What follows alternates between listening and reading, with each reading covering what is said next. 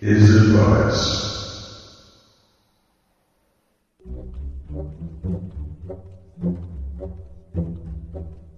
This is the Liam Sheff Show on UCY TV and Truth Frequency Radio.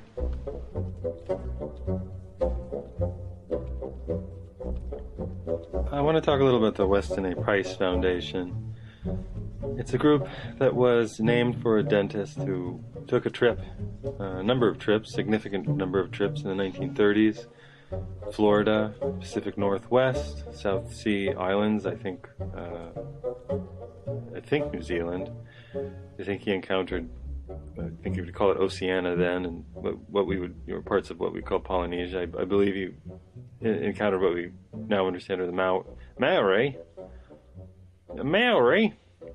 the Inuit, and the Maasai in Kenya, I believe, in parts of Africa, part of large tribal groups.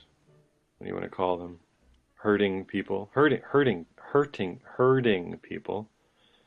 So he went around and he saw a lot of things. Now he had an idea about cavities, which he called caries, which I don't really understand. I suppose I could look at the etymology of the word. I'm going to say cavity. Carry is, hey Carrie Ann, what's your game?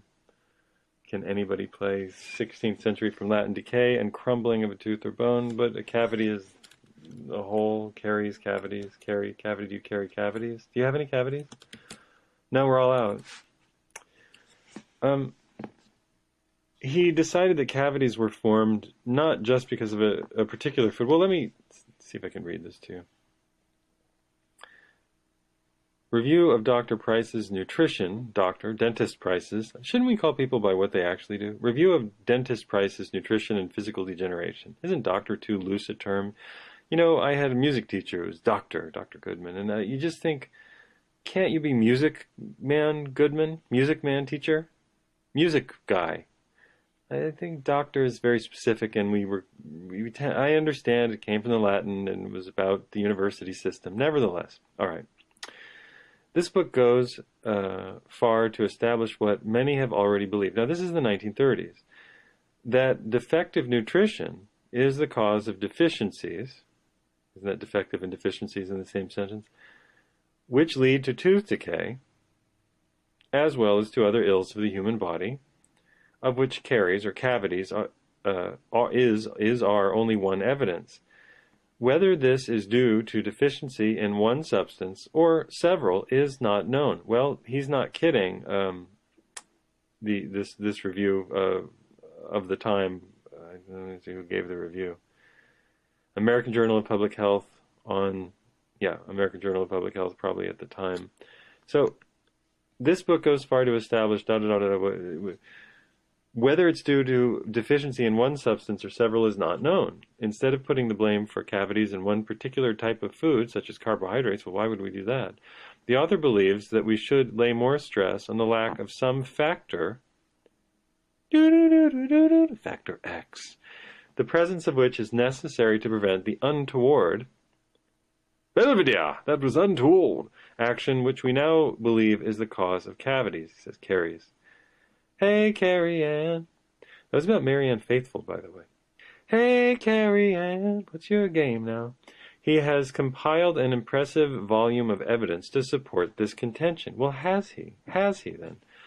The criticisms as to certain facts do not overthrow the mass of evidence that he has collected. In other words, if you don't agree with some of what he says, the reviewer is actually saying that they're critical of certain facts that are not true.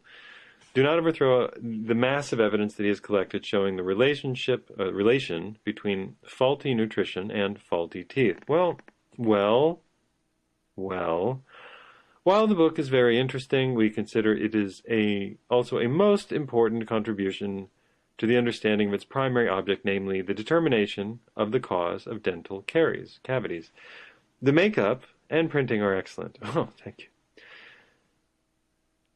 The book goes to establish what many have already believed, that defective nutrition is the cause of deficiencies, which lead to tooth decay as well as to other ills of the human body, the human frame, of which caries is only one evidence. Whether this is due to deficiency in one substance or several is not known. Actually, what happened then in the 1940s was that it became well known that cavities was formed by one particular kind of food,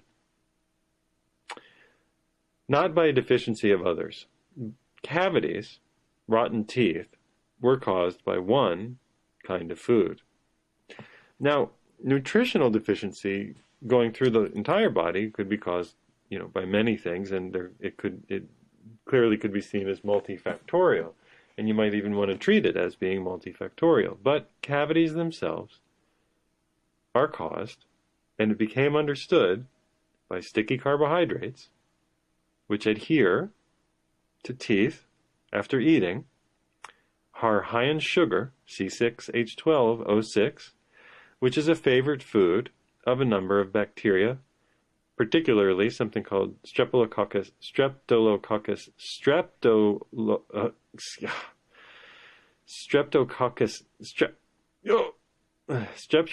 mutans. Let me get that right for you. Why don't I get that right for you? Let's go ahead.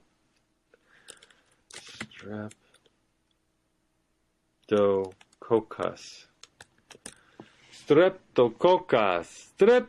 mutans. So Streptococcus mutans, S. mutans, likes to eat the sugary stuff in your mouth, and it spits out acid, and that acid burns holes in your hydroxyapatite, your hardened enamel, getting to the softer material beneath. The softer material beneath is the hydroxyapatite. I don't know. Enamel may be the same stuff, but more. I don't know. I have to look that up. Won't do it right now. Thus, making your tooth more spongy and accessible to more bacteria, which can infiltrate it and create decay. Decay would be acid being poured into the material of your teeth. That is not caused by deficiency. Oh, you could say you don't have enough calcium in your mouth to be reabsorbed. So the process of creating cavities is one of demineralization, which is the process which I just described, and then remineralization, which is the process of washing those things away in the teeth, reabsorbing some ions, some calcium and other minerals, and reabsorbing that into the hydroxyapatite, which is the rock that your bones are made of. Well, that's why cavities happen. So Weston A. Price's book, in many ways, at least hello, funny siren, at least in as much as you take the going model that it's presenting, which is that cavities, or caries, hey Carrie-Ann, that is a lot of siren. I can't do anything about it. I'm in downtown. Happened because, all right, hold on. Okay. The dangerous path. The cavities happen because you have too little something, factor X, in your body. Well, what is factor X? He didn't know. He found that certain foods were high in vitamin A. He reckoned that those were important. Others in D. He reckoned that those were important. He didn't know that there was a vitamin K. That was a more recent discovery. That's not his fault. Vitamin K has now, for the people who believe that he was on the trail of finding the right thing, that factor X, they believe that vitamin K, K2, was that factor X. That it was necessary for the creation or, whatever formation of good teeth. Price also discovered that people eating an intensely sugary diet not only had cavities, but the children of people eating a very sugary white flour diet with no nutrition had poorly formed dental arches, that the shape of their teeth was out of whack. Now that's interesting. Now we're getting somewhere. Now we see that in having extremely poor nutrition, we can affect the next generation. It wasn't that kids were born with cavities, though. That's a different story. Isn't it? Cavities are formed when you put sticky, sugary shit onto teeth and leave it there. Bacteria eat it and puke acid into your teeth. And then they wear holes in your teeth. And then that's that. You have cavities, deep ones. Not just superficial pits. You can heal superficial pits. And people are making a lot of money, like Ramuel Nagel. Well, maybe he is, maybe he isn't. But he sells things for a lot of money. I don't know what he actually makes. He seems pretty successful. Who knows? And Sally Fallon, who certainly is making a lot of money, having sold, I believe, it's 600,000 copies of that ridiculous book. nourishing traditions. Yeah, just sneak a little brains into the kidney pie. You're not getting enough brains with your kidney. That's Sally Fallon. It's important to have wholesome foods like whole oysters and caffeine and hearts. Eat as many hearts as you can. What's the worst that could happen? So they've decided that because Weston Price went around the world and saw populations on the borderlands where they could not grow food, they could not be farmers, and they ate a ton of animal foods, ignoring the fact that a lot of them died young, had terrible diseases that he didn't account for just because they were physically strong. When he looked at them, he thought they were fine, and because they had good dental arches. Well, if they had plenty of vitamin A and D, maybe they would have good dental arches if they had enough vitamin C as well. But that's different than that being the cause of cavities, and it's different than saying in order to have healthy teeth, you shouldn't eat vegetables, shouldn't eat grains, and should just eat as much animal food as possible, even though you might die in your 50s, as did some of the people who he, reckoned were the most, where he figured that were the most important people to prove his case: the Maasai, the Inuit, and the people of the South Seas that he looked at. If they couldn't farm and if they couldn't get food, they turned to cannibalism. So what are we talking about? How important are good teeth in the next generation worth it to you?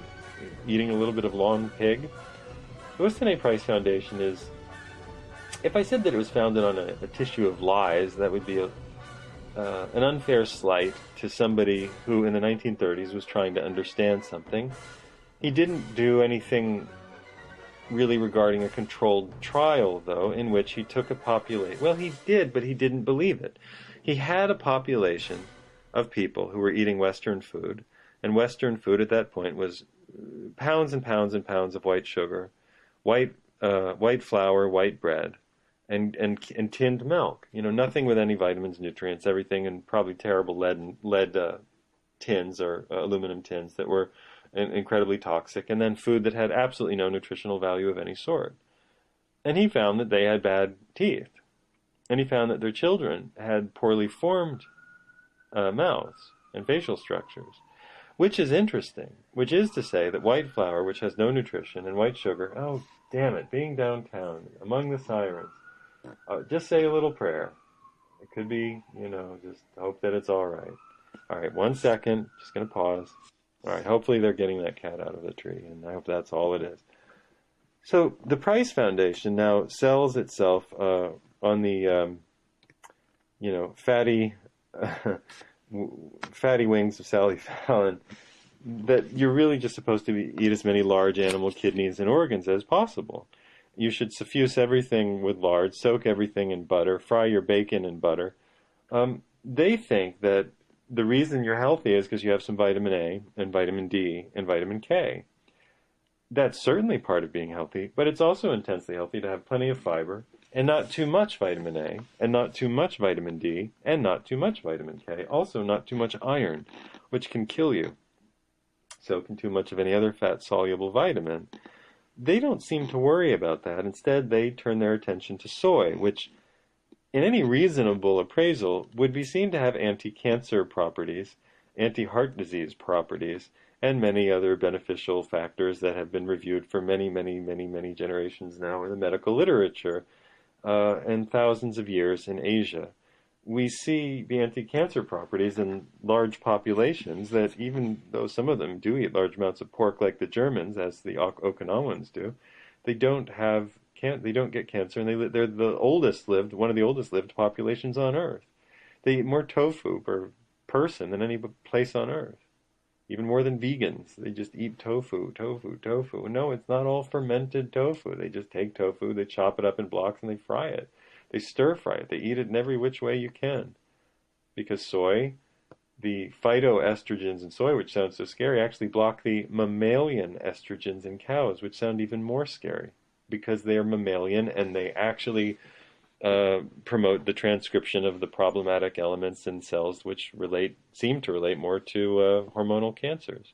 So soy seems to be a friend, not genetically modified soy, whose glyphosate you really have to be very concerned about, but traditional soy. And by traditional, I mean soy milk which is made when you boil soybeans for a long time, edamame, which is fresh from the field, tofu, which is congealed with salt, magnesium salt, calcium salt, tofu skins, the dried fatty proteinaceous layer taken from the top of boiling soy milk, and of course the fermented varieties, the tempeh, miso, and natto, and the fermented tofu, which stinks and is really an acquired taste. And you can bet that they didn't just eat fermented tofu all the time.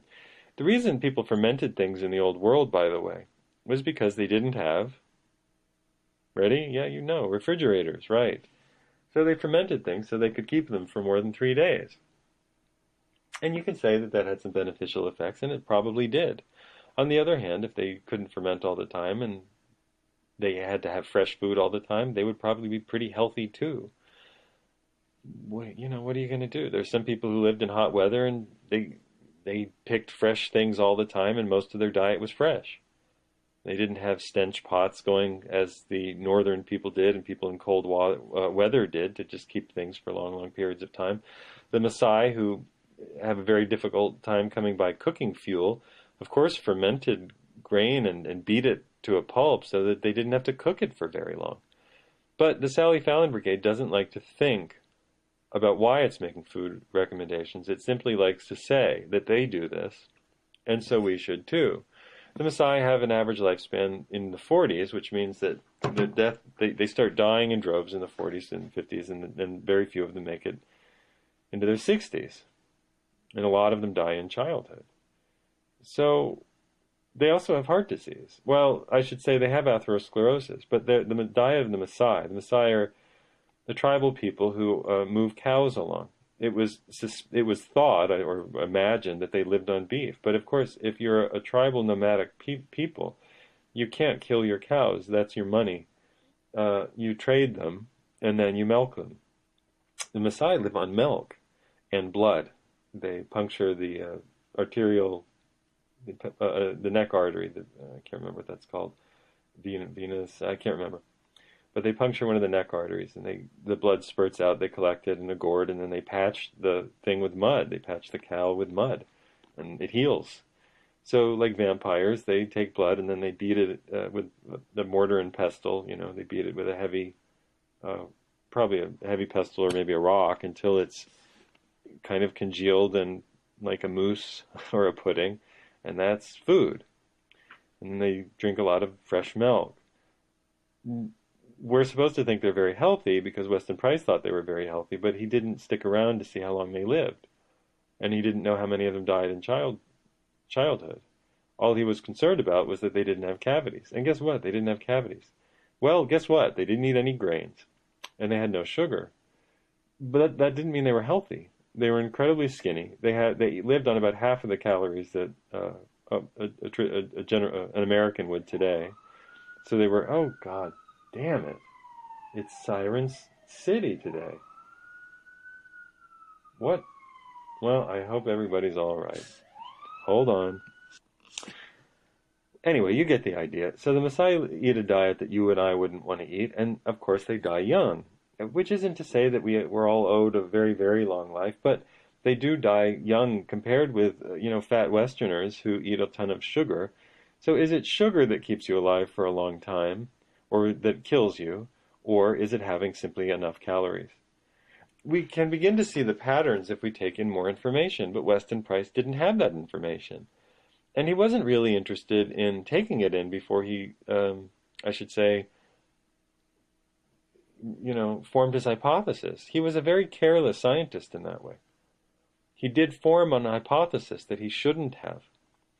But it was reasonable of him to say that the diet of one generation affects the next. And that was, you could almost say, brilliant.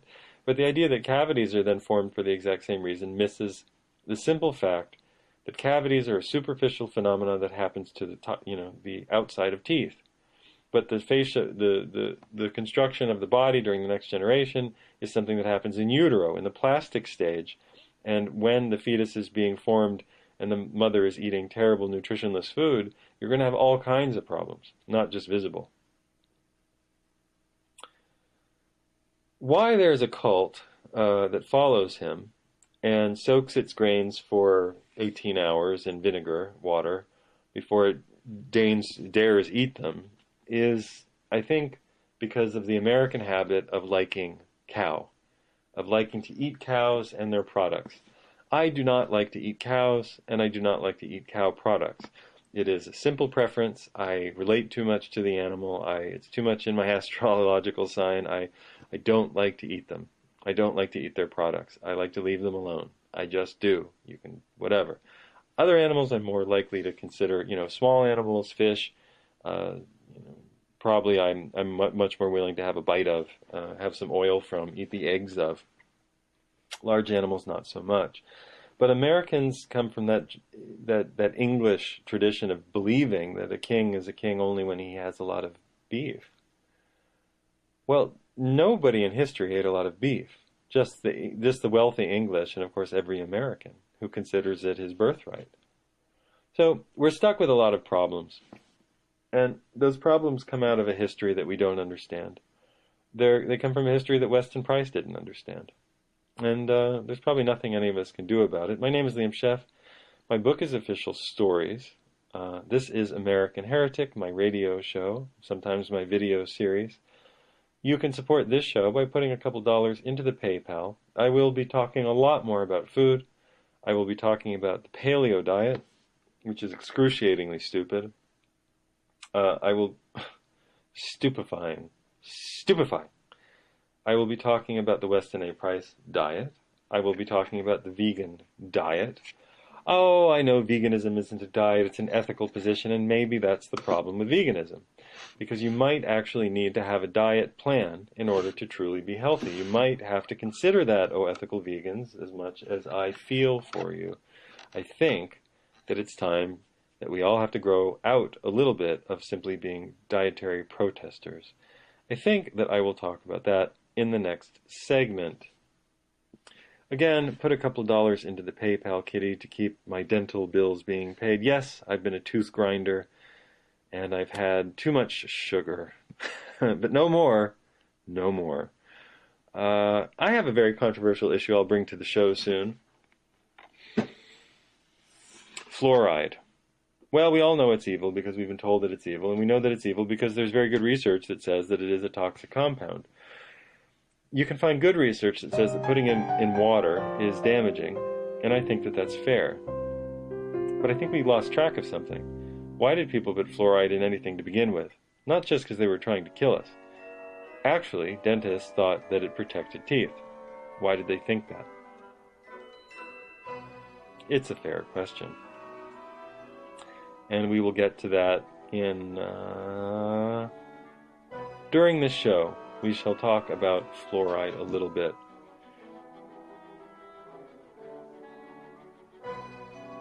It's not exactly as well, you might have been told.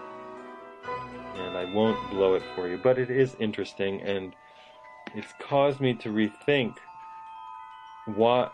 Well, there are a couple of questions. Why did I have such good teeth for a long time, and why did I have bad teeth after, you guessed it, but I won't give too much away. Now, is there anything else going on? I had a lovely week last week with a number of people in Los Angeles, and I will simply say thank you to all of them, Alicia and Shoshana and the many Aarons and the many others, and Adam and Gabriel and so many other good people who... See, now I have to name them all. Jesslyn. All these wonderful people who came together. We had a lovely dinner, and we talked about how to manage a world in obvious decline that we think will come into even faster decline. It was a fine group and a fine dinner and amiable conversation. They hosted me to talk about any number of issues. It was put to me to explain a number of the things that I talk about, and they gave me ample time and room and paid close attention and asked good questions, fair questions, and it was a lot of fun, so I just want to thank them. I suppose that means I'm available for a dinner at your house if you feel like throwing a party and let me give a talk and sell a few books, as long as I'm nearby. I suppose I can also do little Skype-y conferences if anybody wants to do that kind of thing. We have to pick the topic and, put it within a time limit, and that's always fun. It's good to take questions from people that are about topics that are interesting, versus, I don't know, just Facebook nightmares. The nightmares of Facebook. Go on Facebook, and it's just an endless series of nightmares, and everybody's issue is the one that's going to save the world. Oh, I haven't talked flat Earth for a while. I hesitate to even mention it because there's nothing these people love more than to be spoken of so that they can tell you how ridiculous you are for not recognizing the truth of the flat Earth. Because when you go outside, it looks flat. And of course, all pictures are fake. But I was thinking about making one with just a couple of reasonable counterpoints, and then the argument that I think, reasonably, very well undermines their argument. In other words, I don't think their argument matters very much because there is no practical solution. And believing them doesn't make you any happier or unhappier than not believing them. And of course, believing them means that you have to ignore everything that ancient and modern astronomy tells us about the solar system and universe. But maybe we'll do a video on that. I'll have a Weston A. Price video series coming up, not just one. I'll have a paleo video series coming out, not just one. Too much to talk about in those worlds. And I think they're important for people because we're stuck in a world of dietary habit that we now dress in a couple of speculative studies, done on 2 people starving to death in Tibet that tells us that just eating beans is bad, that sort of thing. Well, these people just ate beans and it's bad because they were starving to death and they couldn't get enough iron. Okay, do you have any other reasonable studies, like the entire world that eats plenty of beans and gets enough iron? No? Right. You're selling something. We'll talk the bulletproof diet idiot who takes pharmaceutical drugs because they really give him that edge. Talk about that. What else is coming up? What did I say was in the second half? Do you remember? Balls. What was it? Oh, it just escaped me. This is Liam Chef Show on UCY TV and Truth Frequency Radio. You can put a couple dollars into PayPal. Buy Official Stories for a Song on Kindle, $3.99, and in paperback with a new cover. If you want to see the new cover, you can go to the Create Space version of Official Stories, and there is the new glossy, gleaming cover for your enjoyment. Now, what was the second half of the show? Was it fluoride or was it... Yeah, I was going to talk about fluoride, that's no doubt. I was talking about Weston A. Price. I was going to talk about cavities. I think I did. Oh, yes. Definitely. Okay, we'll get into how... Okay, that's next. How cavities are created. We'll talk about hydroxyapatite. We'll talk about fluorapatite. And I will upset many people who have scorned all things new by asking us to reasonably look at chemistry and ask ourselves if it is not interesting that teeth can perhaps be hardened by something that we've all been told was evil, and of course that putting it in water is not necessary. So I've tipped the hat too much. I've shown my cards too much. I've tipped. What have I tipped? The scales? My cards. I have to keep the cards close to my chest? Whatever it is, it's not happening. That's next half, unless I change my mind and talk about other things. I'd like to make a video, but I did some unintended exfoliation the other day. I got out of the shower. I suppose my skin was soft. And where I live now in Southern California is very dry. I'll be going back to Florida, but I'm in Southern California now. It's very dry, and there's always a little flaky skin, so I just rubbed it like crazy, thinking, oh, I'll exfoliate. I'll do some exfoliation. And I skinned my face. Not all of it, just the part where the Hindu dot goes. So my third eye is quite red right now.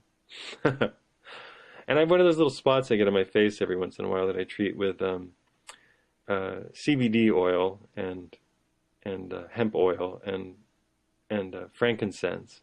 And then it goes away after a little while. So I've got that happening. All very exciting. I'm undergoing a lot of dental work. I take long pauses in between.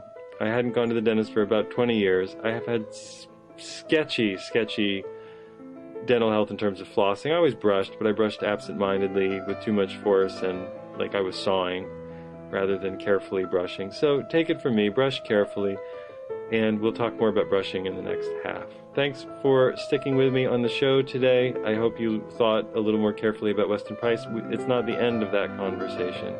I will be back in a minute to talk about your favorite toxic chemical.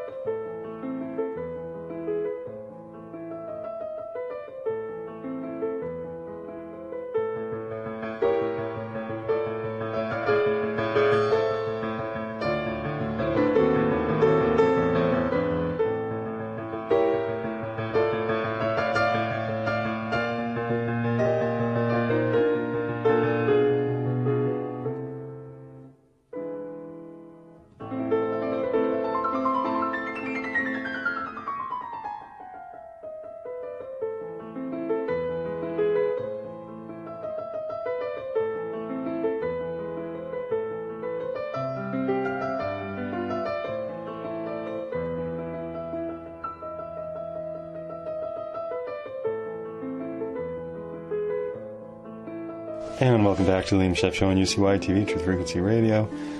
Let's see. If I'm talking about Weston A. Price, I mean, I better own up. My teeth are not perfect.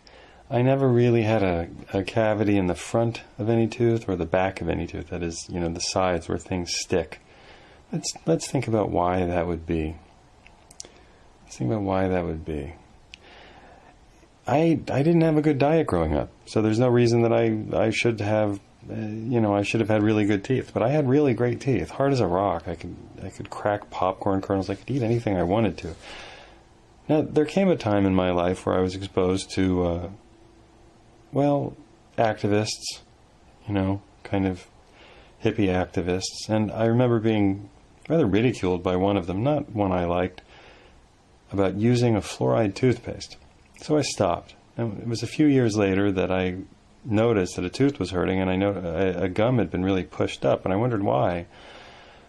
I went to a dentist, and she said, well, you better use a fluoride toothpaste, and that'll desensitize it. Now, I didn't know what that meant. I had no idea how fluoride worked, and I already knew it was not great, but I had done a lot of reading on it. So I went back to using your basic Trader Joe's fluoride mint toothpaste, Tom's of Maine knockoff, calcium carbonate, etc. Probably some, sodium lauryl, some soaping agent from coconut. And yeah, my tooth stopped hurting, and I forgot about it. And then I realized that I was using fluoride, and I was exposed in the natural health community again to the idea that fluoride was a toxic compound. Well, it is. It is. So I stopped using it, and I don't know if it was 9 years ago, 8 or 10. When I was 16 years old, I'm 16 years old. When I was 16 years old, I met a kid at a boarding school who, when he was tense or angry, whatever, he would give people a blistering look, and he would clench his jaw, Clint Eastwood, And I thought, that's cool. That's what I'll do. It'll show that I'm frustrated and angry, so people know. You know what I'm saying, that I'm not to be trifled with. Oh, yeah. So I would clench my jaw. Now, I may have been clenching my jaw before that. I really don't know. But ever since then, I've been clenching my jaw, especially at night when I'm not paying attention. Now, at night when you clench your jaw, as a friend told me, you put hundreds of pounds, 250 pounds per square inch, something like that, 40 minutes out of an hour was one of the quotes I got. I don't know if it's that much. But I would clench my jaw, and I would wake up. And I noticed somewhere in my late 20s, the shape of my teeth changing. And it was because I was clenching my jaw so hard, and probably, it's called bruxism, probably just pulling them a little bit, grinding a little bit, clicking them, pulling them. Somewhere in my, late 30s, I was sort of used to the shape of my molars changing a little bit, but I didn't think a lot about it, and I wasn't using fluoride. I'd stopped using fluoride. And I hadn't gone to the dentist for like a decade at that point. Now I'm in my mid-40s, and last year I went to the dentist. They did a cleaning, took off the huge layers of material. And they said it wasn't that bad, but I had worn away so much of my molar that the dentin was showing. Well, I didn't know what that meant. But what it means is I got to get fillings on almost all of my molars from grinding them for 20-something years. 16, 30 years. Sorry, I'm going to hit my head on the desk. So, do I have perfect teeth? Absolutely not. Now, if I had a bad enough diet growing up. There was plenty of sugar. Sugar was an everyday event, but I didn't get cavities. Now, why didn't I get cavities? Did I eat the Weston A. Price diet? I didn't eat fish liver oil. I didn't eat liver. I ate hamburgers sometimes. I ate chicken too much. I hated it. I was forced to eat it. Rarely ate fish. So I wasn't eating a Weston Price diet. I had white rice and white pasta. So I had I had brown bread and white bread. Mostly brown. Mixed. I did not have a good diet. I had bad vegetable oil in the peanut butter. There was no olive oil when I was a kid. My childhood diet was the kind of thing Weston Price worried about, but I didn't have cavities. Now, why didn't I have cavities? A thought comes to mind. It's a terrifying thought for those of us in the natural health community that, once again, we've been wrong about something, just as the mainstream is always wrong, so we are often wrong when we aren't careful. I think that I've really damaged my teeth, hold on to your hat, you know where I'm going, by not using fluoride topically. I'm not talking about in water. I'm not talking about sodium fluoride from the aluminum bauxite mining industry. I'm saying that there's a story. And the story is that people in different parts of America and Italy and I think Australia had spotted teeth and dark teeth, but they were kind of immune to plaque and immune to any kind of decay. Their teeth were hideous, but they were immune to decay. At least that's the story, and I'll have to keep checking it to make sure that it's not being spun. It turned out there was fluorine or fluoride in the water, calcium fluoride, or a variety of forms of fluoride, and that fluoride ions bind with the what is it called? Hepatitis. It's not hepatic. That's liver. Hepatite. Yeah. I'm almost there. The appetite is it's not your appetite. It's an apatite. It's a stone. It's what your teeth and bones are made of, but it really only occurs in teeth and bones. But it's a mineral form that we make, and fluoride ions bond with that and create an actually stronger structure than would be there originally. So that's what the researchers noted, and they decided to put a little less, quite a bit less onto teeth. Instead of 7 or 8 or 9 parts per million as in the water in some of these towns where the teeth were turning mottled, they put in 1 part per million. And then they started putting it in very small doses in a topical solution to be put on teeth as a treatment and while brushing, so on. And cavities kind of went away. Like there was a 60%, at least is the official story, and of course official stories are never true, but it's interesting. So let me take myself as a case study. I didn't have cavities growing up, ever. And no, I brushed with fluoride toothpaste, but certainly not after every meal, not after lunch at school. That was unheard of. You just swigged it back with milk or water or juice. Talk about a breeding ground for bacteria. I went to the dentist on a semi-regular basis, but, nothing to brag about. So, what stopped me from getting cavities? Was it the fluoride in my toothpaste? Was it the occasional fluoride treatments that strengthened the enamel? Could be. I'll have to continue to research it. But it seems to me that the problems I've had since quitting it are the biggest problems I've ever had with teeth in my life. I don't have any cavities in the front and back, but I have a couple little cavities on the dentin where I've worn it away by grinding. Now that's different than having a bad diet. I've clenched and ground my teeth for 30, odd years or more. That's not great. It's amazing I have teeth at all, really. Maybe they're extra strong, who knows. But I've definitely done considerable damage, and I'm now going to have to pay for it, and pay a lot, to have these polymers put into my mouth instead of any kind of mercury or metal. Now you can write me and say, Liam, I saw Rami Nagel say that you could regrow tooth by eating chicken hearts. And I will tell you that dentin will not really produce enamel. So that's not going to happen.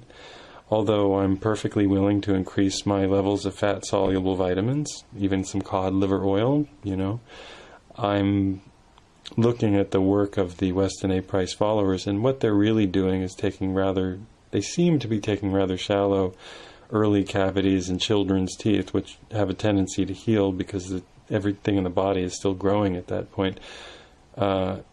Starving it of sugar, not giving it any sugar, and giving it a little fat-soluble vitamins and extra calcium, and so it heals because it's growing, not just because it's healing, but because it's growing.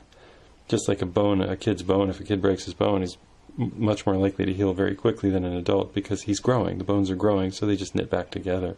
Actually, with a young person, you have to make sure that the bones don't knit too quickly because they'll knit in the wrong place. If you're still growing, but after you stop growing, it's a very different story. Food for thought. Now, the Weston A. Price groupies have a different theory of cavity causation. Their theory of cavity causation is not that sugar sticks to your teeth and feeds the strep mutans, which builds matrices and pukes lactic acid onto your teeth. No. Their theory is, that phytic acid gets into what you eat is the problem. And I'm going to come back and review some of the ideas about phytic acid. This is Liam Sheff showing you CYTV Truth Frequency Radio. I, with the damaged molars from clenching and grinding, will be paying a lot of money to fix those, if they can be entirely fixed. They're never quite the same after you do all that damage. You put a couple dollars into the PayPal to help me pay for those things, or you can send whatever useful information you have. I'm taking vitamin K, D, calcium. You don't want to overdo calcium. You just put it in your kidneys and overwhelm your body and then actually strip your body of the nutrients it needs anyway. I'm taking hydroxyapatite. That's the word, hydroxyapatite, hydrogen, oxygen, and apatite, which is a crystalline form, I think, involving calcium. Did I say carbon? Hydrogen, oxygen, carbon. We will see you in just a second. Coming right back. How does fluoride work? We should ask, right? I mean, shouldn't we ask? Well, let's get to the issue that phytates are what's bad for you. Let's go to precisionnutrition.com. Phytic acid, the storage form of phosphorus. This is the new thing that, of course, causes cavities.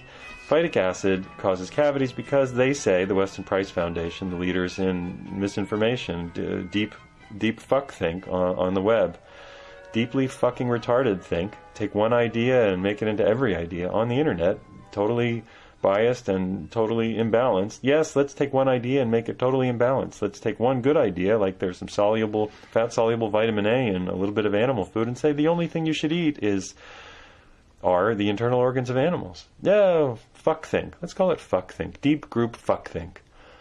Deeply self-retarding thought.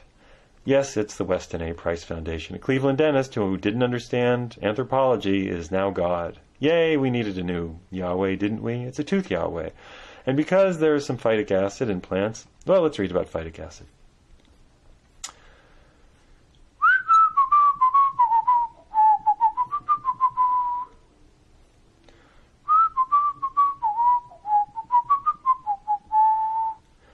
What is phytic acid? Seeds, nuts, edible seeds, beans, legumes, and grains store phosphorus as phytic acid. When phytic acid is bound to a mineral in the seed, it's known as phytate.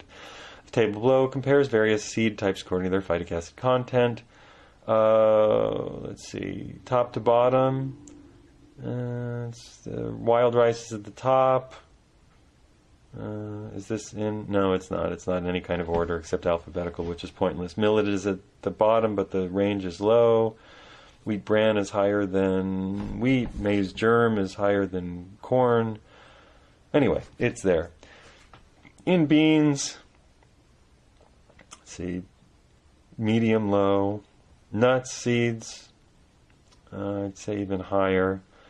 Yeah, walnuts, almonds get very, very high. So if you're worried about phytates, you could eat soybeans all day long. But here you are at walnuts and almonds. Almonds get up to phytate grams per 100 grams per 100 grams. So 0.35 to 9 grams per 100 grams of phytates in almonds. And almonds are, of course, paleo okay. Soybeans, by the way, are 1 to 2 grams per 100 grams. So those are forbidden, of course. Yeah.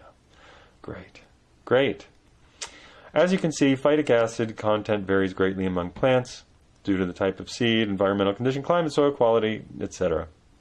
Roots, tubers, and other vegetables may also contain phytic acid, but usually in lower amounts.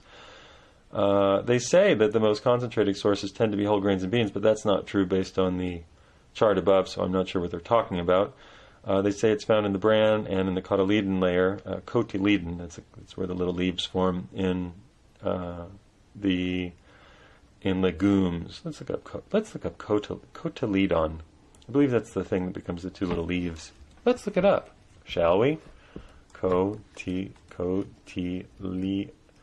The embryonic leaf in seed-bearing plants, one or more of which are the first leaves to appear in a germinating seed. Yum, yum, yum. Phytate is phytic acid bound to a mineral. Phytates perform essential roles in plants, an energy source for the sprouting seed. When a seed sprouts, phytase enzymes break down the stored phytates, also enzymes. When we eat the plant, phytates are hydrolyzed as water added to them during digestion into myo-inositol 1, 2, 3, 4, 5, 6, hex-kiss phosphate, or IP6, and lower inositol polyphosphates, including IP1 through IP5. These are phytate degradation products. So IP6, we're going to talk about IP6. Everyone who eats plants consumes some phytic acid, still a question of degree. Intake tends to be higher among non-westernized diets where people eat more plants. Let's go on. Phytate digestion. Remember, it's phytates that bind with minerals that stop you from absorbing things, and that's why you get cavities. It's not, no.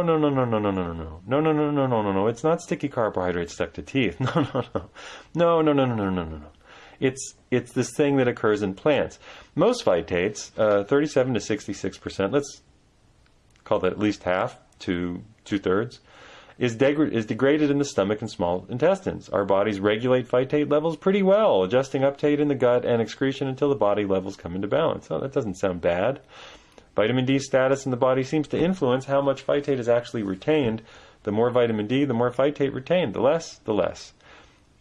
Phytic acid binds with minerals in the gut, not the blood, not the bone, before they are absorbed and influence digestive enzymes. Phytates also reduce the digestibility of starches, proteins, and fats. Vegan eaters often consume more iron than omnivores, yet they also consume more anti-nutrients. No, I'm not allowing that word. This is a nutraceutical, including phytates. And these reduce the amount of iron available to their bodies. Consuming 5 to 10 milligrams of phytic acid can reduce iron absorption by 50% if, we'll get to it. This is why vegetarian eaters should consume more iron than omnivores.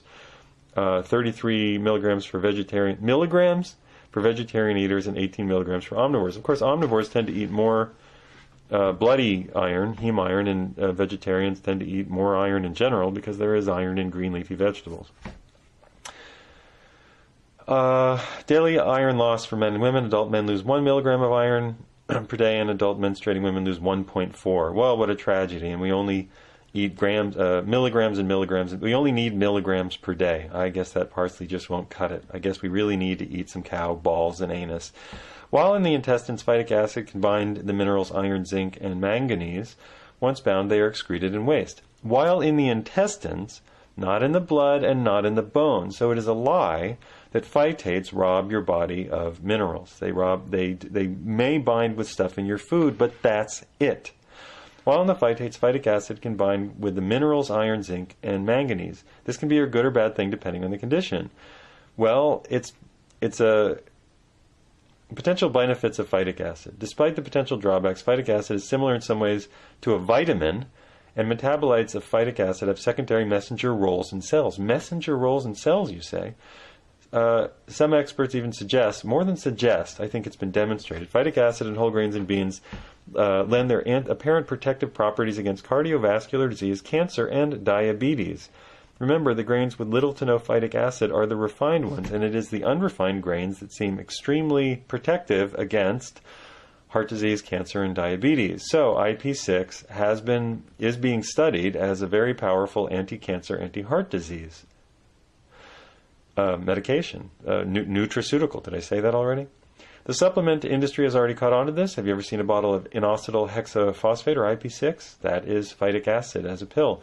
When phytic acid binds minerals in the gut, it prevents the formation of free radicals, thus making it an antioxidant, but it seems to bind heavy metals, helping to prevent their accumulation in the body. Well, what a nightmare. Food higher in phytic acid seems to enhance the activity of natural killer cells and inhibit tumor growth. Those who consume more phytic acid are less likely to succumb to breast and prostate cancer. Did I say what a nightmare? Exposing the colon to less iron seems to decrease the risk of colon cancer. Quelle horreur! Oh, comme c'est terrible, tout ça. And phytic acid might reduce the side effects of chemotherapy. Oh my God, stop eating phytates already if you want to die young. Phytic acid also helps prevent the hardening of the arteries and platelet formation. With some phytic being excreted in the urine, it may improve kidney health and prevent stones. No, it prevents kidney stones. In fact, that's been studied. It breaks up and inhibits the crystallization of stones in the kidneys. Oh no, we all want kidney stones.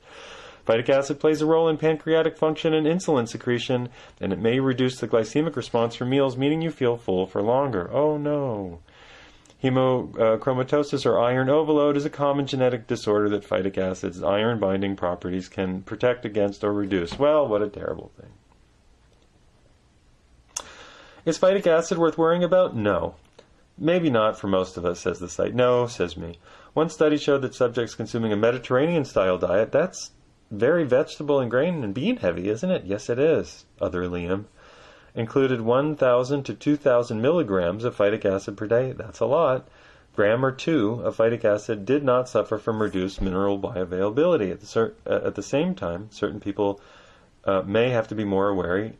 In particular, iron uptake and absorption can be critical for infants nearing 6 months of age. So when plants are added to infants' diets, which should never happen, they should be breastfeeding, fucking idiots. It may be important to adopt strategies like breastfeeding to reduce phytic. Did we say 6 months? All right. Luckily, it's possible to overcome the anti-nutrient. I thought I read a lot of really helpful benefits of this nutraceutical magical substance in our foods while still getting the benefits of a plant-rich diet. Here are a few strategies that may be more or less helpful depending on the specific situation. Heat. What? What's that?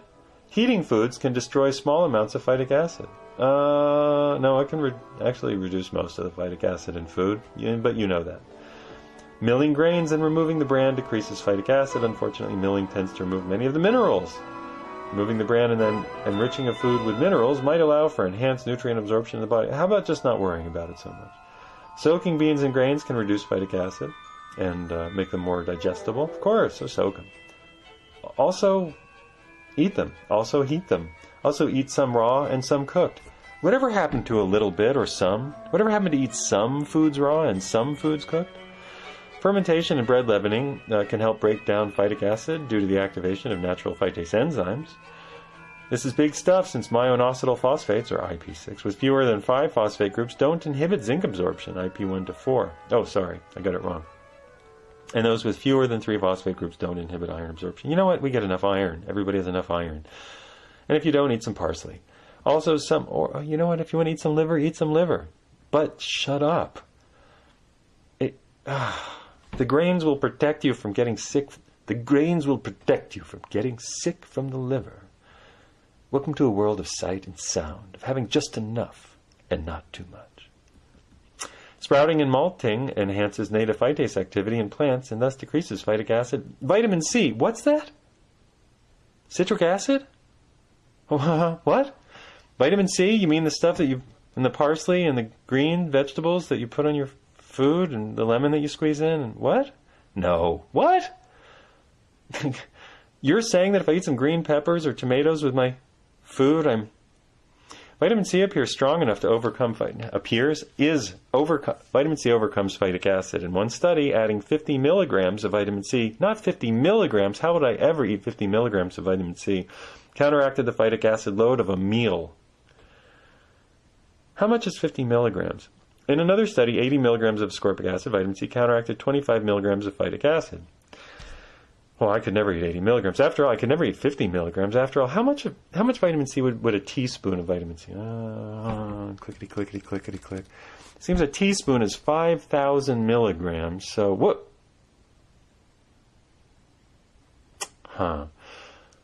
50 milligrams would be 1/100th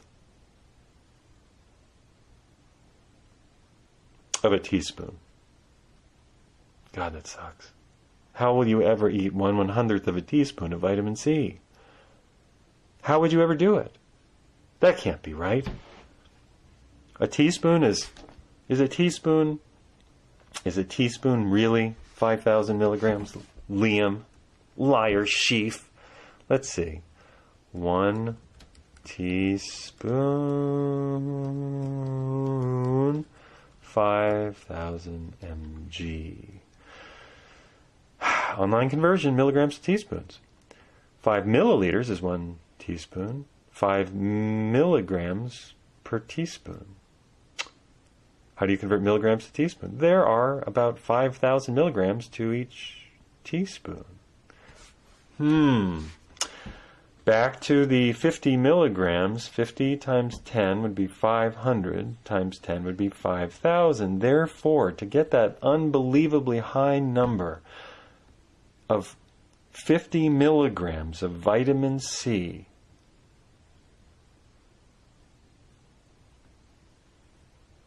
per meal, I would have to eat 1/100th of a teaspoon. I don't know if I can squeeze that little lemon.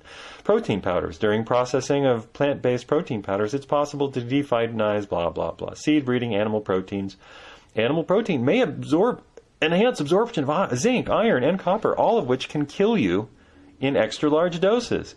Adding small amounts exactly of animal protein might, increase absorption of these minerals in the body. Well, except for dairy and casein, as it seems to hinder iron and zinc absorption, so fuck off.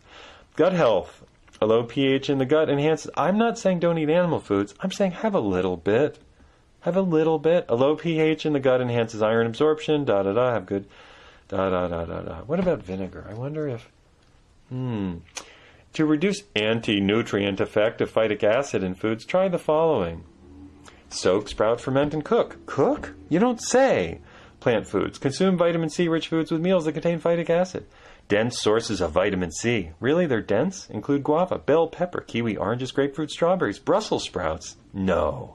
Cantaloupe, papaya, broccoli. How dare you? Sweet potato, pineapple, cauliflower, kale, lemon juice, and parsley. Use vinegar in salad dressings and cook to enhance mineral absorption and offset phytic acid. Salad dressings and cooking. Well, how terrifying. I think now that we've generally ruled out the idea that phytic acid is the true cause of cavities because it's neutralized in the body with vitamin C, we can go back to where we were.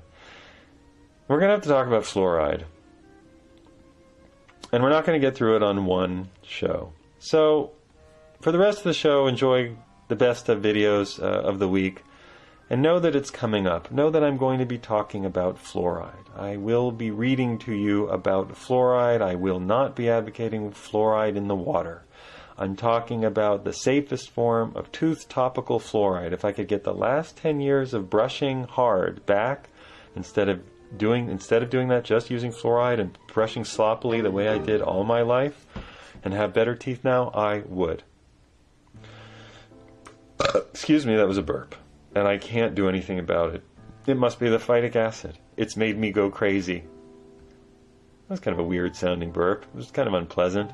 Kind of a esophageal burp, you know. It didn't have that nice rat-a-tat-tat that I always enjoy in my belches.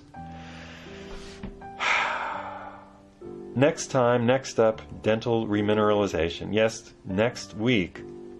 Fluoride. We're going to learn about it. The negatives, don't worry, I'm not going crazy. We're going to read about the negatives. And we're going to read about the positives. I hate to tell you, but fluoride builds something called fluorapatite. which replaces hydroxyapatite, which is what your teeth are made of, and it is why people who use fluoride have better teeth than 30 banana a day eating hippies. I know it's hard to come down and realize you don't want to give it to any of them. Now, of course they got it wrong. Of course they should be using a better form of fluoride. Of course they shouldn't just be dosing us with sodium fluoride. Of course they should be using a calcium monofluorophosphate or something like that. And of course they should be mixing it with phosphorus and magnesium and calcium. And of course, it's actually some of the dental people are working on it. And of course they shouldn't be putting it into water. But I'll read to you the whole process. We'll get to it. Just had to put that. If you really still think that phosphate in the gut is what causes you to have fluorides, as this whole new Weston Price flat earth movement wants you to think, good luck, it's fine. Think it, I don't care, it's fine. Fine, think it. I don't care. Eat whatever you want. But eat, for God's sake, remember you're not alone on the planet. You're a little lower in the food chain. Next up, American Heretic videos. Stay tuned. This is American Heretic with Liam Sheff. Please support independent, thought-provoking, highly independent journalism by throwing a couple of dollars into the PayPal. Yes, I've overrun the break again. We're coming right back. Put a little music on. Have a drink. Don't drink the fluoride. Put it on topically and spit it out when you're done. Maybe. We'll see.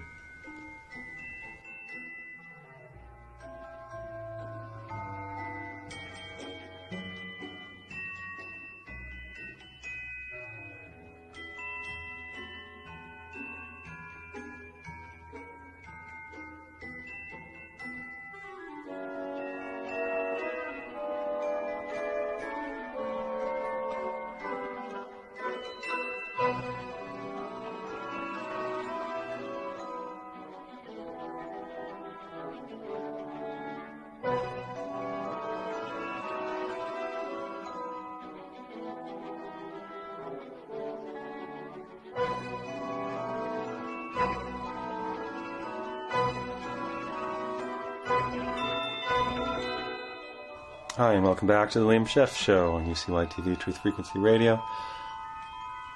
I used to talk about sex a lot. Maybe I wore myself out. I suppose I was going through a searching process. Sometimes people go back and listen to the old shows, and they think they know what I think about sex, and sometimes they ask me how to manage these complex conversations that we want to have, that we don't know we can have, that we probably should have at home regarding our grown-up relationships. In the past, I don't know if I was ever blasé,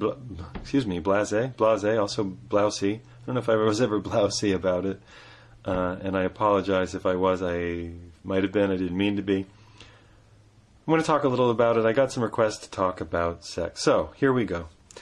We are not the world's most monogamous species. In fact, if you look at animal life on Earth, you will come up with a tiny 3 or so % that actually is bonded for life in pairs of 2. That means they don't really need much from anybody else in their group. We, on the other hand, are a tribal animal. That tribe of humans having wandered the Paleolithic landscape, looking, I suppose, for Weston A. Price or fermented cod liver oil. By the way, there's no such thing as fermented oil, as my friend April of Aiden's Road to Recovery, formerly of Truther Talk, pointed out to me. There is no such thing as fermented oil. Of course, there's only rancid, oxidized oil. Another win for the Sally Fallon organization.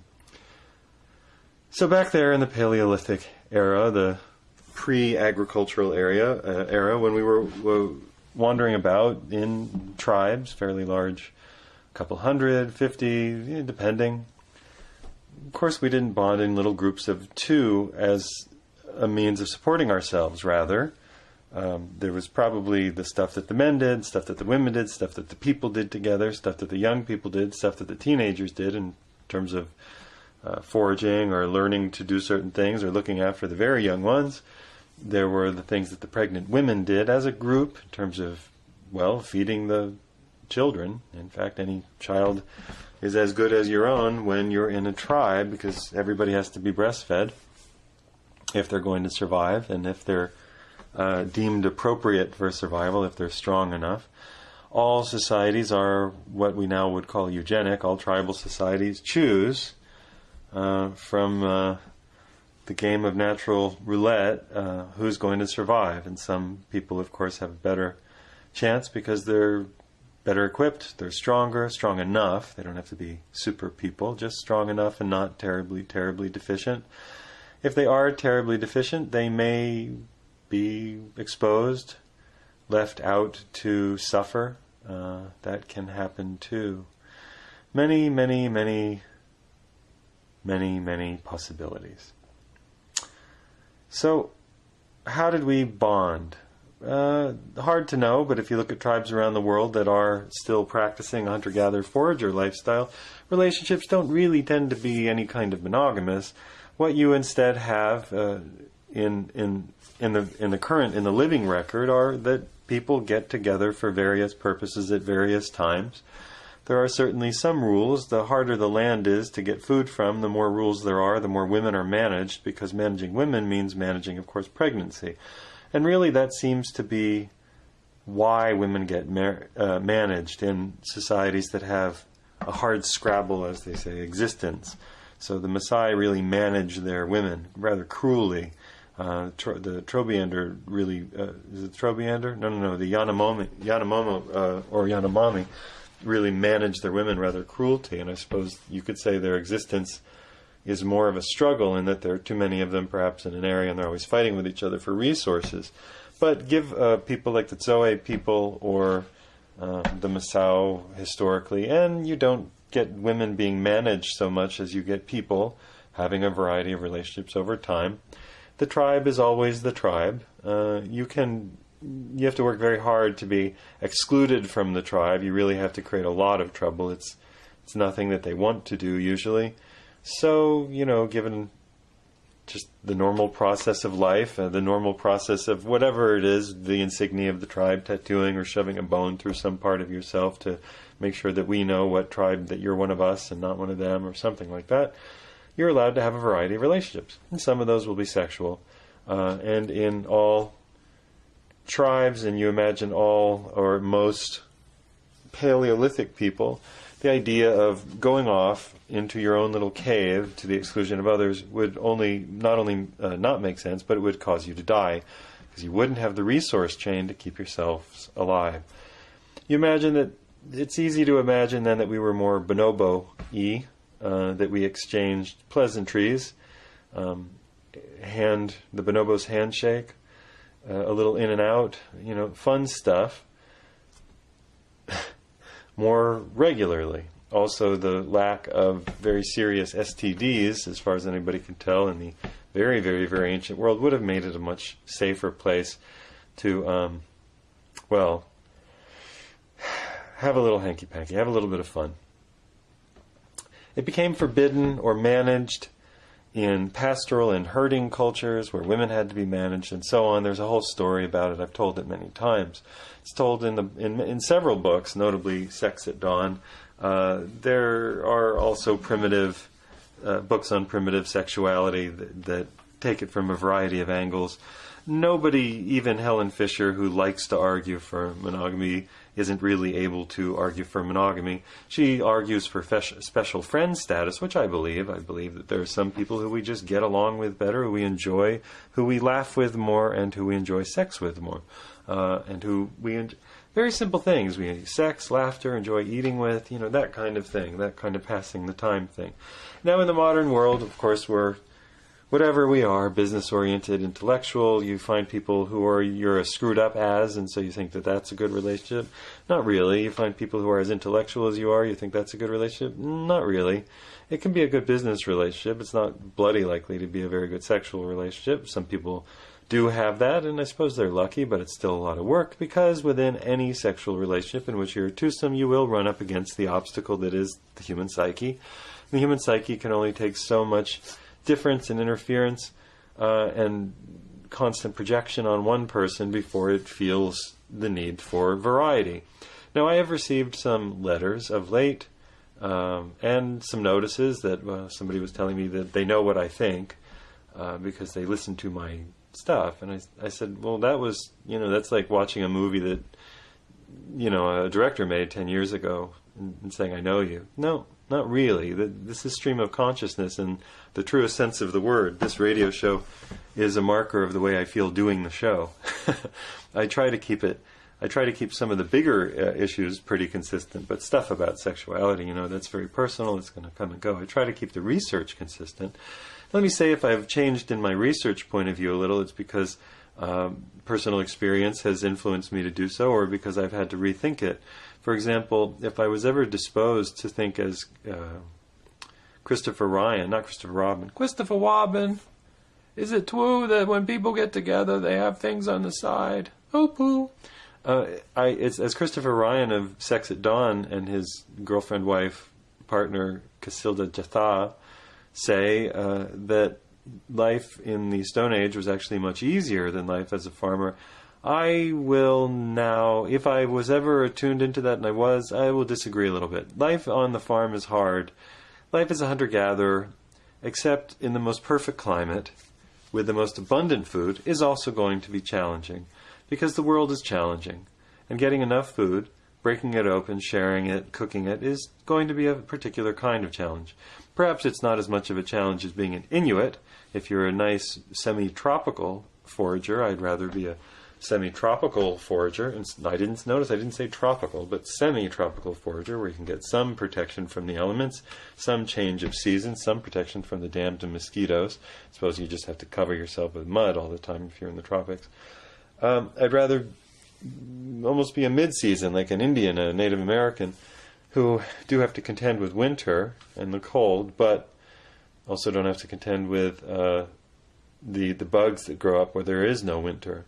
The problem of the tropics is the bugs never die, and they get to be so abundant they just take over the world. Life was always, I'm sure, a challenge, even if you believe in the Saturn myth and that Earth was a child planet of another star. Well, that's another story for another time. But if you believe we once lived in the glowy anode of a brown dwarf like Saturn or Jupiter, and there are reasons to think that I've gone into before, even though it sounds insanely speculative, and I'll certainly let you off the hook for not believing it. It's fine. You don't have to believe it. Even so, life has always been a challenge. So, the idea that we would have just bonded in little groups of two without the need for many people, which includes attractions to many people, which happens so easily, and for all the right and wrong reasons. You can be attracted to somebody because they are as weird as you, which means you're more or less likely to totally destroy each other in no time at all, because you need somebody who's differently weird than you so that you can sympathize and help them using a similar, kind of weirdness as a reference point. But if you're exactly the same, you'll kill each other. You'll just kill each other. So the best pair, then, in the modern world, well, okay, so why did we start pairing in the modern world? By the way, this is Liam Sheff. This is the Liam Sheff Show on UCY-TV Truth Frequency Radio. My book is Official Stories. I did write a book about sex that's semi-fictional called The Truth About Love. It is there for you to buy on Kindle. It's an easy, fun, semi-smutty and often charming book that is not just there to titillate. It is actually there to make you consider what we really are deep down and how we need each other. So that's there. It's The Truth About Love there on Amazon and Kindle. Why did we start pairing then if we were always tribal and needing a variety of people and probably having relationships and affections with a variety of people at different times in different ways? I'm sure that there were primary-ish partners always, because we like to have somebody who we rely on more. But as we know from school, we do have a couple of best friends, maybe even a few, and we do rotate through that best friend relationship as a natural kind of elliptical orbit. We go closer and then a little further, and we wonder if the friendship is over, and then we find that we miss them, and we go back and we have another round of closeness. We are not the steadiest of creatures. That said, we are not the flakiest of creatures. Our steadiness is something like an orbit. It comes and it goes, but generally it doesn't want to just leave. We want to sometimes have a little more distance so that we can remember ourselves, remember who we are when we are not with that person. That's so our body can breathe. It's like a systole and diastole, the beat of a heart, or the inhale and exhale of your lungs. You're not always inhaling and you're not always exhaling. Life is a beat. It is up and down. It is just that thing. Why did we end up, though, in a regulated group of two? Because the economic model demands it. Capitalism, even medieval feudalism in some way, likes us to be separated into smaller groups.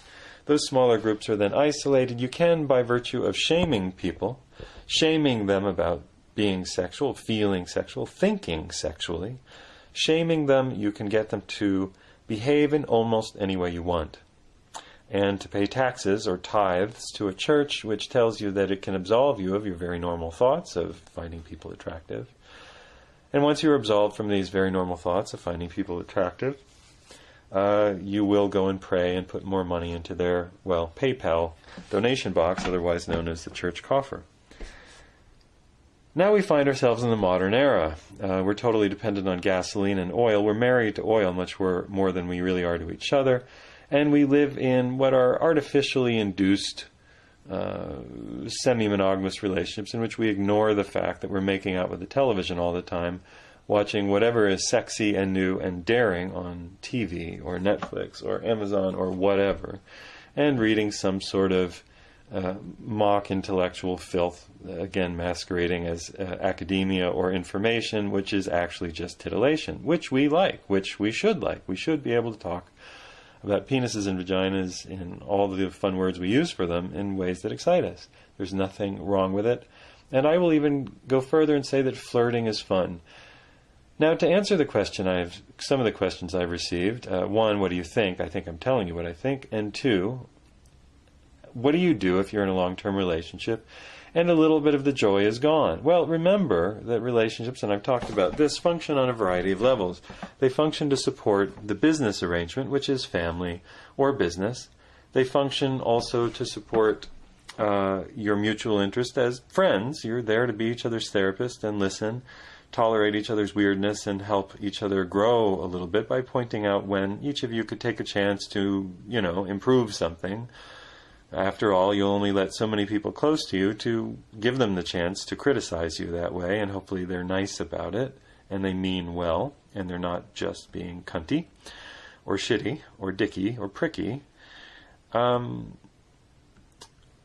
other thing you can have is a sexual relationship, and that's nice when that's in a marriage, but a sexual relationship might lack some, intellectual, social, cultural, who knows.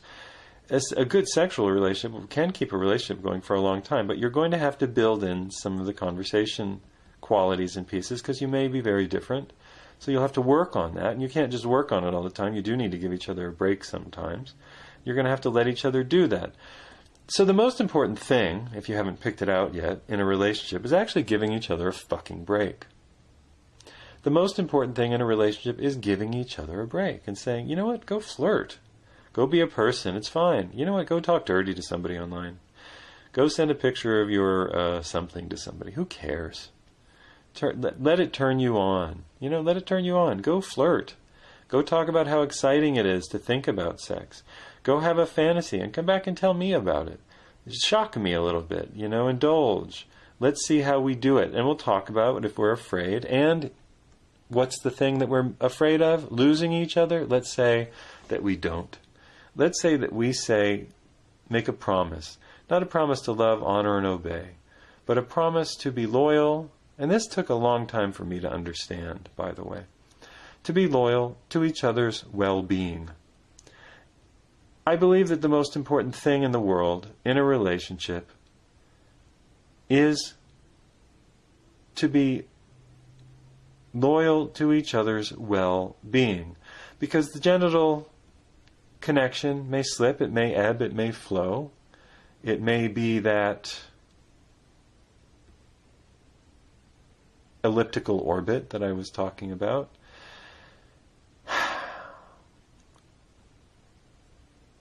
but you've been together for a while. And you really are wound into each other. You are dependent on each other. And so you must retain some loyalty to each other's well-being, or you will be terrified to be open. Because if it turns out that you have affections for somebody else, even if you love the person you're with, you will develop affections and even love of a different sort. It will be different. All love is different. There are as many varieties of love as there are varieties of people and relationships. Everything is different. Nothing is identical. Nothing is identical. Even if they're similar, they're different.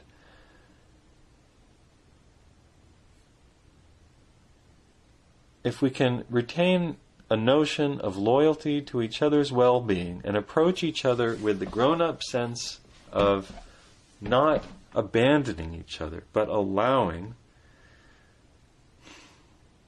some randiness, some flirtiness, some coloring outside of the papal lines, and God knows there is no more corrupt group of individuals or historical entity on earth than the Catholic Church. There is nothing that comes close. So why would we color inside their lines? They never have. We're ignoring human biology. And human biology says that you'll be more turned on to your partner at home if you have a good flirt here and there outside. And if you promise to be loyal and true to each other's well-being in the relationship, meaning if you have some affections and desires for someone else, you retain your sense of duty to caring about the relationship that you've made, even if the relationship changes. You care about the person. You don't walk away and abandon them in an hour or a moment of need. You don't end a conversation just because you disagree about something. Friends and partners and really good people stay in conversations even when it's hard. That is one of the hardest things for people to do, and it is something that people excuse themselves from these days because we live in an era of easy relationships and plentiful people and internet connections where you can just dispense with somebody. It is a heinous habit that people dispense with each other too quickly. The divorce structure enforces this, that we're supposed to dispense with each other and not fight for a notion of each other's well-being. That doesn't mean that you fight to have the same genital connection that maybe you once had. Maybe sometimes people graduate from these things. Maybe there are differences over time. I think that we could get rid of divorce if we got rid of our notion of marriage and instead put in the notion of, do you want to make a partnership with me that serves a certain function? Partnership can serve any variety of functions. You can have a partnership that's totally based on wanting to raise children. You can't assume in a relationship in which you're raising children that you're going to have a great sexual relationship forever, or even have the same social same social desires your whole life. But you can commit to being good co-parents in your tribe. That tribe may expand over time. You don't know. But you will not abandon your role as co-parents. We don't have a good structure to discuss this. It is outré, to use the French. It is outside of the lines for most people. It is unchristian to do anything but sacrifice each other to the god of heinous, violent divorce as a Christian Catholic. It's ugly out there. People, I have some young friends in their 20s, believe it or not, or early 30s, who have gone through a divorce already.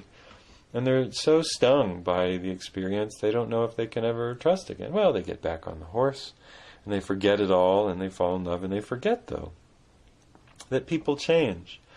Why wouldn't we decide to be more loyal to each other's well-being, and if we have a child, to the role as co-parents? Why wouldn't we be more loyal to that than some, frankly, adolescent notion of genital zeal and excitement that we had in a passing moment that was very exciting?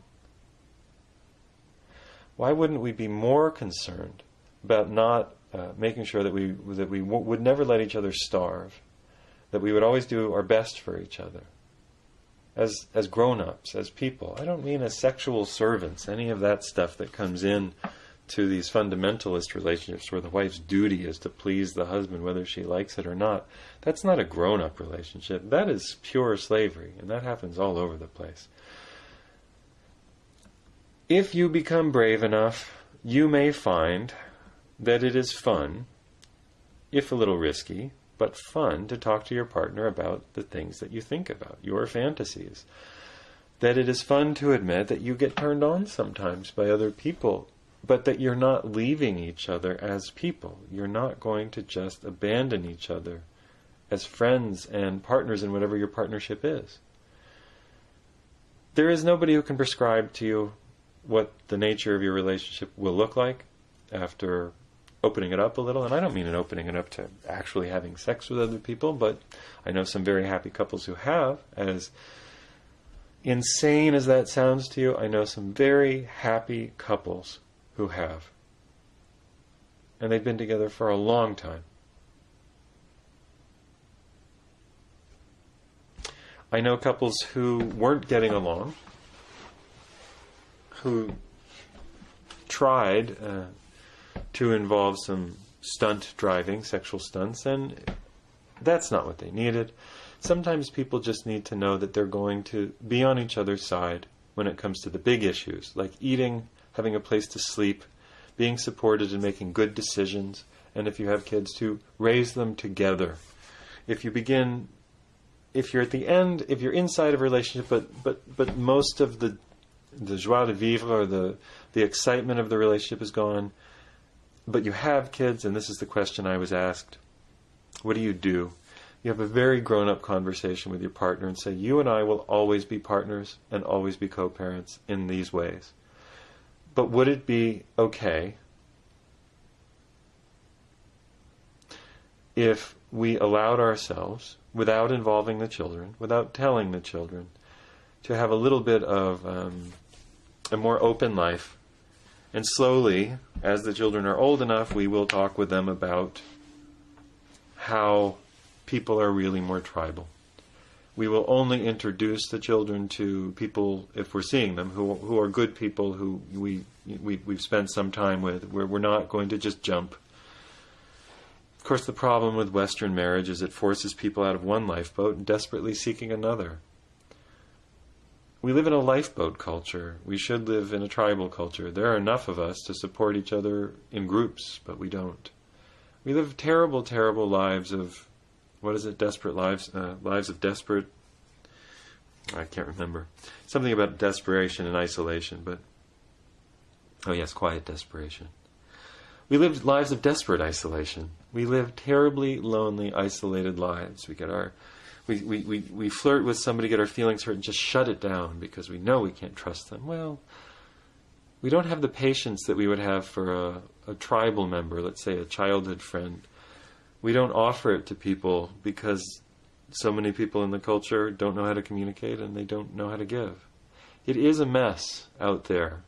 And once you're with somebody and you're with them for a long time, even though it may be a mess, you're more likely to stay with the mess that you're in because at least you know how, breaking your back in every direction, to manage it.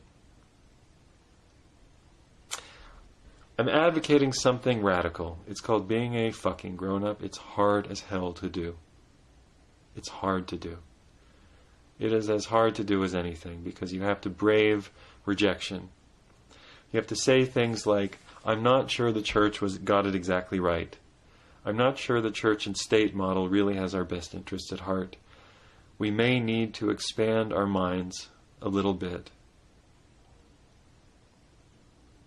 Of course, once you do, you're terrified of having the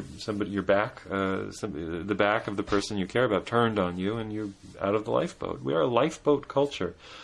We grow up in a little lifeboat with these two people who claw at each other, cheat on each other, don't talk to each other, have many, many secrets. We vow that we'll never be that. We date, we get our heart broken. We date, we fall in love, we have a good relationship, we get our heart broken. Then finally we find the one, we stay. We end up ignoring a lot of things because we don't want it to go wrong. We end up with secrets. We end up as our parents were, wondering why. It's because we're not a lifeboat species. We are a tribal species. It's the hardest thing for us to reconcile. We're not trained in it. Even in school, young people are taught to split off and pair off into groups of two to model the adult behavior. The girls all gossip. They all talk behind each other's back and sometimes in front of each other. The boys try to go through numbers, as many girls as they can, because they're told that that's what makes them masculine, while lying to the one that they're supposedly true to.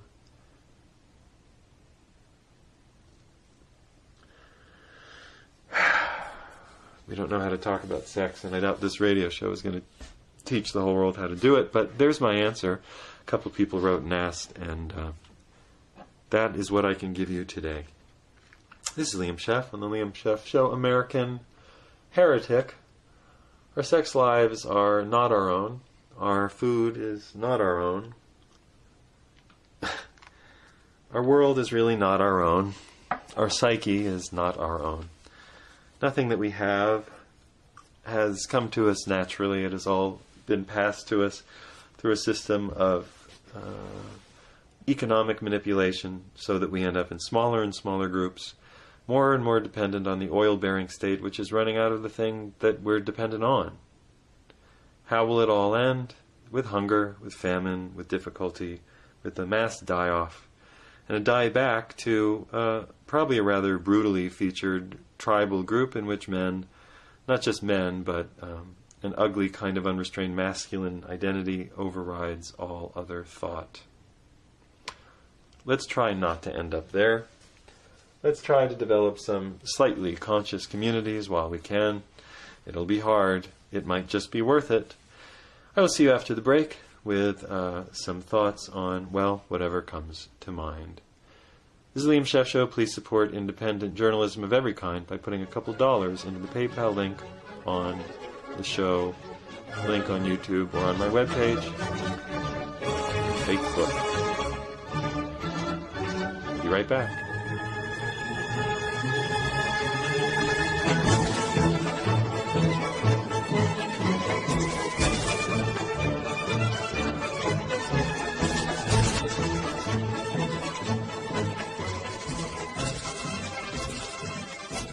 We know that we're supposed to vote because we're told that we're supposed to vote because that makes us good Americans.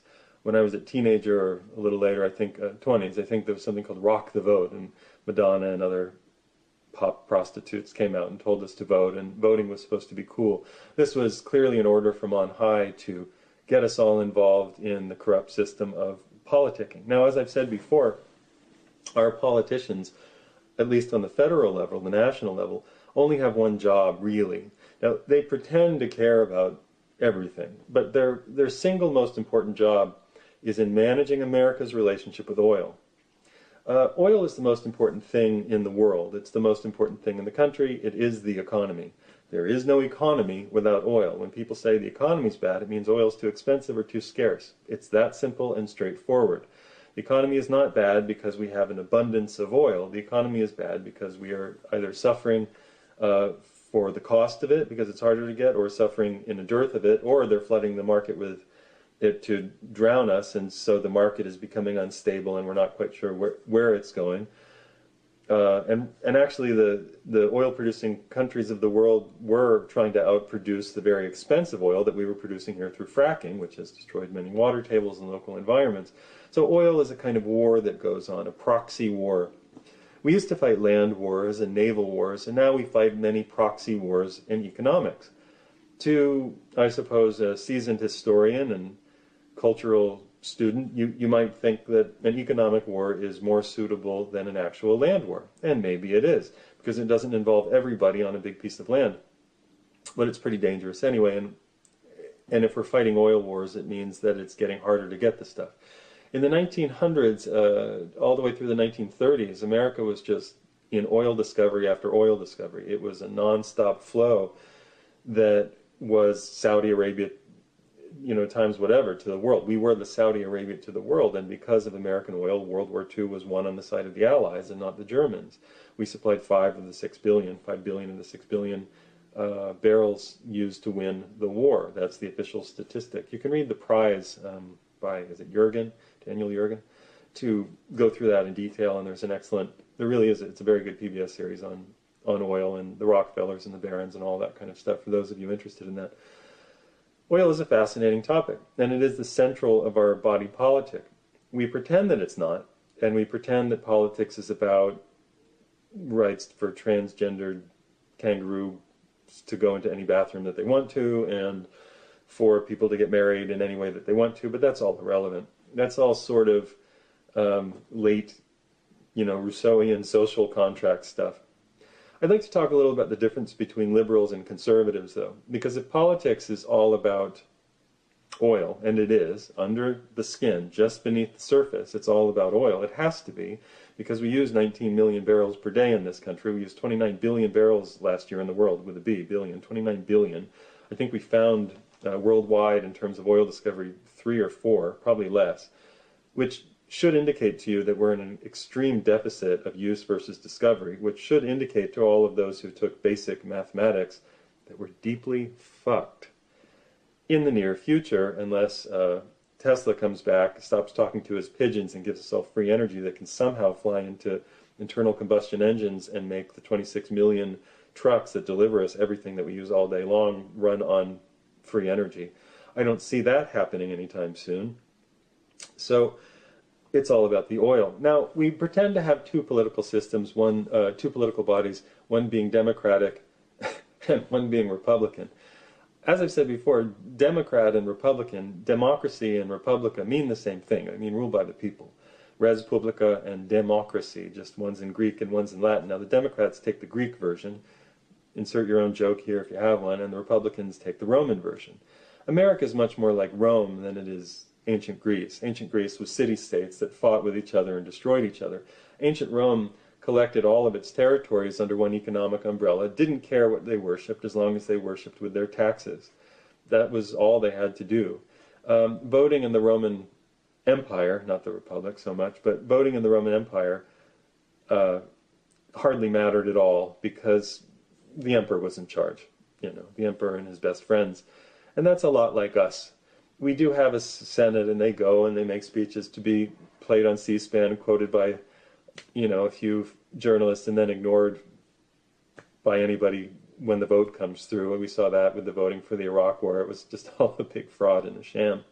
It doesn't matter what side you're on. You're going to vote for what holds the oil interest. And that was eminently clear in the run-up to the Iraq War, the explosion of the buildings in New York that prompted us to go into Afghanistan, where we thought we had to be because we thought there was a lot of oil in the Caspian Sea, and there wasn't. So as soon as that was clear, we left and went to Iraq.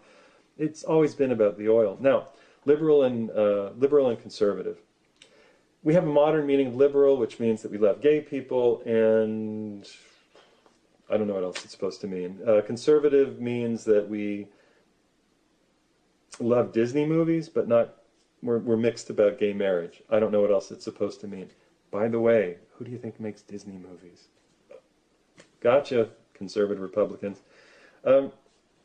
Neither of those definitions, and I know I'm being silly, but neither of those real definitions of liberal and conservative, we allow all people, all that kind of stuff. Liberal, conservative, close the borders, all that sort of economic fear-baiting. Neither of those are the ancient definitions, or the more realistic definitions of liberal and conservative. Conservatives aren't conservation-minded, and they don't conserve anything. They simply believe that a market unrestrained, favoring the large interests that are already running the world based on the idea of an infinite supply of oil, they believe that that's good. Democrats believe the same thing, but they say that gay people should be allowed to be married. There's no difference. But what liberal really means, and what conservative really means, would be a surprise to most people. I'm a very liberal person, but in the more ancient definition, I'm actually conservative, and I'll tell you what I mean. The liberal definition of people goes along with a writer or a movement that could be called Rousseauian, after Jean-Jacques Rousseau or Thomas Jefferson, the rights of man, that sort of thing. And the belief in liberalism is that people are generally good, and given the opportunity to govern themselves, will do a good job. Sorry, couldn't get through it. We'll make a good go of it. We'll do a good job of it. Conservative means that human nature is fundamentally flawed, and that we are an intensely difficult species to manage, that we're worse than wrangling cats. and that we probably do better with a little bit of benign pressure from the top. Now, if you've ever been a schoolroom teacher or managed a large group of young people, teenagers, you know that what they require is, well, a velvet glove and an iron fist. Be as friendly as you can. But when they start behaving very badly, no, you're out, no, you're out, you're all taking timeouts until you stop being little assholes. And we all are that. We're all essentially fundamentally teenagers who don't want to do any work and don't want to sweat. And until we start doing the work that we have to do, we resent it and we hate it. When we start doing the work that we have to do, we find joy in it. We find satisfaction in it, you know, cutting logs or cutting down a tree or something like that, or working in the garden is a great chore until you're actually doing it, at which point it's great exercise and great fun. I think that we're fundamentally a tribal species. I'm not quite conservative in the old regime, the ancien regime concept of it, by which we actually need any kind of brutal dictator to manage us who doesn't have any responsibility to our needs. I don't think that.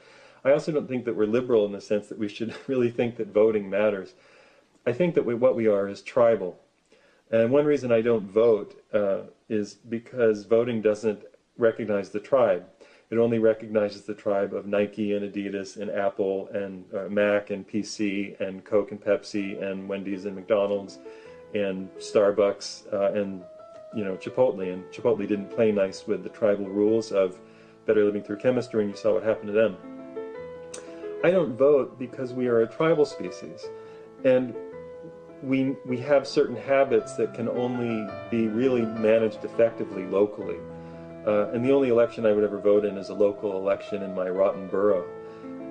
So I have to, you know, if you go out there and you get involved in any of these big campaigns, you do so for the purpose of pomp and circumstance. You do it to raise your banner and say what you're in favor of, but you don't do it to affect any national policy, because there are no national policies that have any real merit besides that of oil. We either have a lot, at which point we can afford to be quite liberal, or we don't have a lot, at which point you're going to see Jesus then come back with a vengeance. And I'll talk about that more next time. My name is Liam Sheff. My book is Official Stories. This is American Heretic. Please support with a small donation on PayPal or buy a book. Thank you.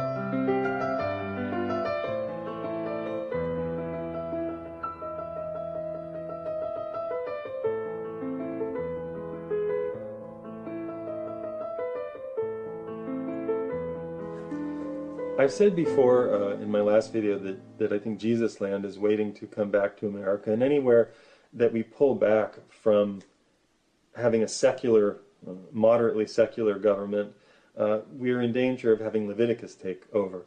And I don't mean to just pick on the Bible. I wouldn't want to live in a Muslim country where Wahhabi law exists. It's more or less all the same thing. It's actually a tribal habit far more than it is a product of any particular book. Follow me on this for a second. Stay with me on this. If you take the Old Testament tribes, the southern Hebrews, the kingdom, I think, of Judah, rather than Israel, their land was much harder to do any pastoral grazing or farming on. Their lives were harder. Therefore, their God was harder. Their God was tougher to deal with. And you can see how the psychology projects its pain onto the deity. And we all have deities. You know, we're a polytheistic creature by nature.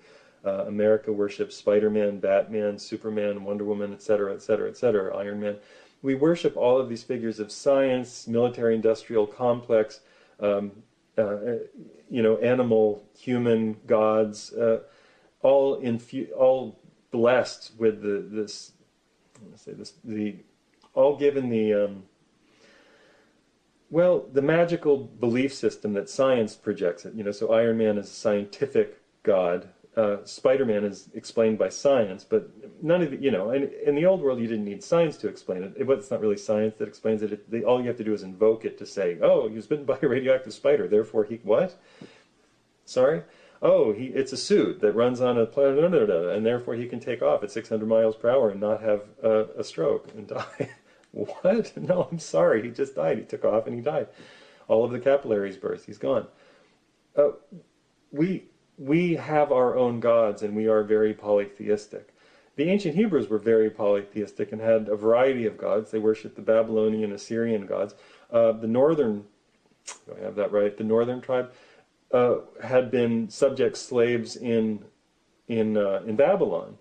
They had been very benignly enslaved in Babylon. They had been free to pursue their own religion, to write their own texts. They were essentially the educated class, and I would say most of the Jewish population in Babylon stayed in Babylon after the kingdom changed ownership, and I think the Assyrians took over. I'm sorry if I get that backwards. The Assyrians took over and said, yeah, you can go back home. Most people stayed because Babylon was nicer than the kingdoms of Judah and Israel, and they were used to it. It had been 50 years. They were just used to it. So they were polytheistic, and their myths came from a place of polytheism. They rounded themselves down slowly, in a very bumpy way to a kind of titular, that means in title, monotheism, but the Bible is full of gods, and all you have to do is go look up, do a search for list all the gods and deities and supernatural forces in the Bible, and you realize there are many. There are also very different versions of the king god, El or Yahweh. So there are many versions of El. The one who makes the deal with, is it Satan or Lucifer? I can't remember. One of the devil gods that they have, there are different devil gods that they have in the books, says, hey, your people won't love you, if you're mean to them. And he says, sure they will. So he kills this guy's family and tortures him, gives him every disease in the world. His name's Job. And then Job still worships him, and the devil guy says, I guess you were right. But who did the killing? It was God. And that's one of them. And then there's the jealous God who drowns everybody on earth because bad day. Now, this event may actually relate to an actual event, which might have been a worldwide rain or flood, and there may have been a variety of worldwide floods over time due to astronomical events, celestial events, atmospheric events, passing comets, interactions with, you can look into Immanuel Velikovsky for more, or go to the electric universe and see what happens when a charged plasma body interacts with another charged plasma body. It's possible that the Bible, the Old Testament, mythologized a great deal of information that they could only process through storytelling. The same way that Spider-Man processes information about genetic engineering or radiation, or Godzilla processes information about nuclear bombs into a story that we can fathom. Let's say that all historical records were wiped out except movies. What people would know about us is that we believed in people who could be bitten by spiders and do magic, and be superpowered, be gods, or that a lizard touched by a magical explosion could become a magical lizard. If you remove the actual data, the Trinity bomb, Hiroshima, Nagasaki, and the 2,050 other bombs that were exploded all over the world, you don't have the information on which the myth is based. So we create gods out of actual events, and the gods of the Old Testament were created out of the same things that the Native Americans create gods out of, natural events. You can also create gods out of human emotions, jealousy, possessiveness, fear, hunger, need. You can create a god out of anything you want, and you can worship it with your hope or your fear. These are the options that we have. In America, though, we say that we're monotheists, but really what we worship is money, and money is just a stand-in for oil. Money is the ability to pay people for things, but that actually requires work. So what you're doing is you're exchanging a number for a certain amount of labor done, and that labor is always done by oil. Even if human beings are involved somewhere along the way, the thing running the engines is oil, because oil is hundreds and hundreds and hundreds and hundreds, probably many, many, many thousands of times. Let me think. I worked this out the other day. A barrel of oil is 42 gallons. A barrel of oil is worth 10 to 15,000 hours of human labor. A gallon of oil should be worth 200 to 300 hours of human labor. So a gallon of oil is worth 200 to 300 hours of your time straight. I mean, take weekends off and make those 8-hour days, and you have, what is that? I can't do it right now, but you have months and months and months of work. So a gallon of oil is worth many, many, many months of work, and that's why we're able to do what we do in this country. It shouldn't be a mystery to you why things are as they are once you understand the power of oil, or why we worship the gods that we worship today. We worship gods of industry. We worship Iron Man and Spider-Man. Batman is a perfect military industrial complex war god. He is Thor. He is he is Mars. He is Ares. He is a god that spoils for war and destruction. He is, so does the Incredible Hulk. Always also explained by, science. And science is just petroleum put into the realm of tool making. So we're a tool making species. That's one of the things that we are. You put a child in the dirt and he or she will start picking things up and playing with them. And then making things and then hitting each other with them. Or making little houses or doing something constructive. The first thing that we do is we make things. We are tool making. We paint and finger paint and sculpt out of clay. But our other favorite thing is that we're a storytelling species. Our favorite thing to say when we're a kid is, "Mommy, Daddy, tell me a story." Human beings don't live well without stories. And getting back to something one of these I did a little while ago, the reason I don't vote is because we're essentially tribal. And tribe and voting are at odds with each other. Tribes exist because of slight meritocracy and then a respect for age, veneration of age, coupled with, a little bit of the skills that you've shown, and again, how long you've survived. So people who are older are accepted as having more skill, and unless they're absolute horrible nightmares, at which point they probably would have been killed a long time ago or starved out or pushed out or ostracized. That's something tribes do. You end up being an old and respected person, so it's kind of a meritocracy. You don't vote for anybody.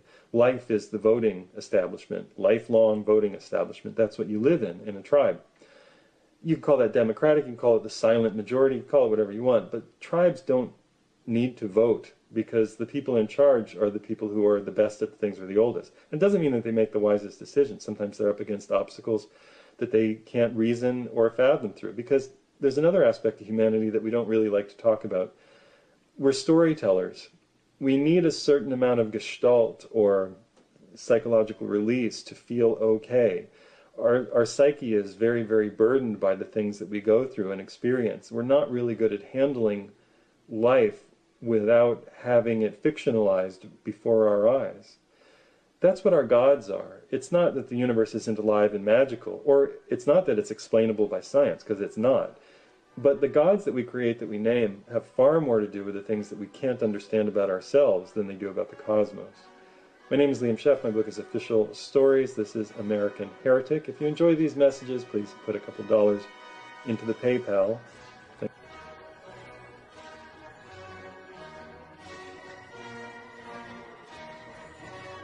This is the Liam Sheff Show on UCY TV, Truth Frequency Radio. Please support the show by buying Official Stories at Amazon.